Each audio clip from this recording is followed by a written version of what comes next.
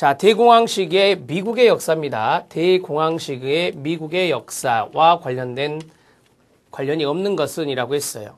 대공황 시기 하면은 1929년에서 1939년, 대개 이제 30년대를 이야기합니다. 30년대를 우리가 대공황 시기라고 하거든요.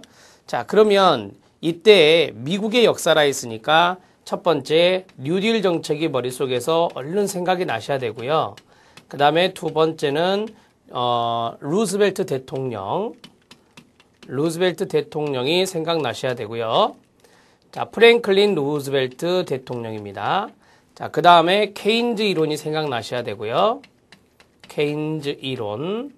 그 다음에 사회보장법의 제정. 사회보장법 1935년에 제정된 거죠. 그래서 사회보장법까지 여러분들이 이런 것들을 조금 키워드로 대공황 시기 때 연결해서 알아놓으셔야 됩니다. 자, 첫 번째 1번 사회보장법 제정 맞나요? 예, 맞습니다. 1935년이고요. 세계 최초로 사회보장이라는 용어를 썼습니다. 제도에 사회보장이라는 용어를 사용했다. 이렇게 정리할 수 있겠고요. 자, 그 다음에 지방정부인 주정부. 미국은 지방정부가 주정부죠. 중앙정부를 연방정부라 하고요. 주정부의 적극적인 사회복지의 참여. 여러분, 사회복지에 참여한 것은 맞습니다. 그러나 연방정부가 참여했죠. 연방정부가, 자, 주정부가 아닌 연방정부다. 이렇게 정리를 하셔야 됩니다. 연방정부가 적극적인 사회복지에 참여를 했다. 그래서 주정부가 아니라는 것을 여러분들이 좀 기억하실 대목이고요. 그 다음에 자유방임주의 경제사상이, 다시 할게요. 자, 자유방임주의 경제사상이 퇴색되죠.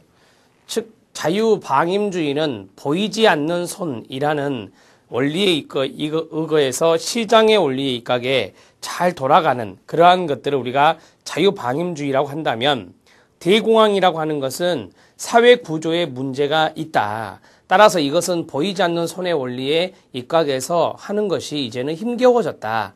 따라서 국가가, 즉 연방정부가 적극적으로 정책을 펼 필요가 있다. 이렇게 이야기하는 것이 바로 이 대공황 시기의 내용들이었거든요. 따라서 자유방임주의 경제사상이 퇴색이 됐고요. 연방정부가 연방정부 통제경제 대두. 이게 뭐냐면 연방정부에 의해서 시장경제를 통제한다라고 하는 거예요.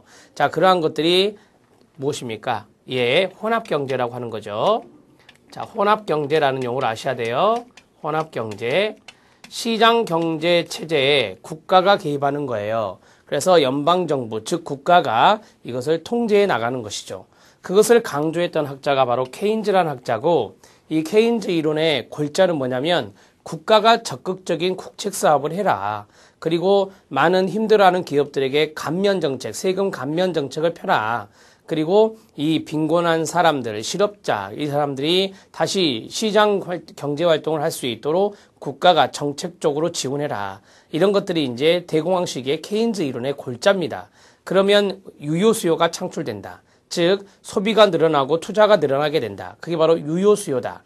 이러한 유효수요에 의해서 경제는 회생한다라고 해서 일명 유효수요 이론이라고도 하는 것이 케인즈 이론이 됩니다. 자, 그 다음에 민간 사회사업 기관을 중심으로 사회사업 방법들이 발전하고 전문화가 이루어졌다. 여러분, 이 미국의 내용을 잘 보시면 미국은 되게 이제 시장에 맡기는 경우가 많잖아요. 미국이 전반적으로 다 국가가 전반적으로 하는 국가는 아니었잖아요. 자유주의 국가이기 때문에 그래요. 미국이. 따라서 민간 사회사업 기관을 중심으로 해서 사회사업 방법들이 발전하고 전문화가 이루어진 시기가 대공황 시기입니다. 1920년대 후반이라고 그랬잖아요. 여기 대공황 시기가 30년대까지니까 이때 바로 이제 개별 사회 사업이라는 것들이 쭉 발전하게 되고 그 다음에 전문화가 이루어지는 시기라고 볼 수 있어요. 자, 1번부터 3번까지는 대공황 시기의 미국의 역사에서 정책적인 부분을 넣고요.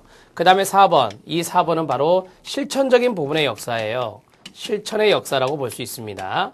물론 대공황 시기가 언제인지를 아시겠죠? 29년에서 39년 사이에 민간 사회사업 기관을 중심으로 사회사업 방법론들이 발전하고 전문화가 이루어진 시기는 바로 이때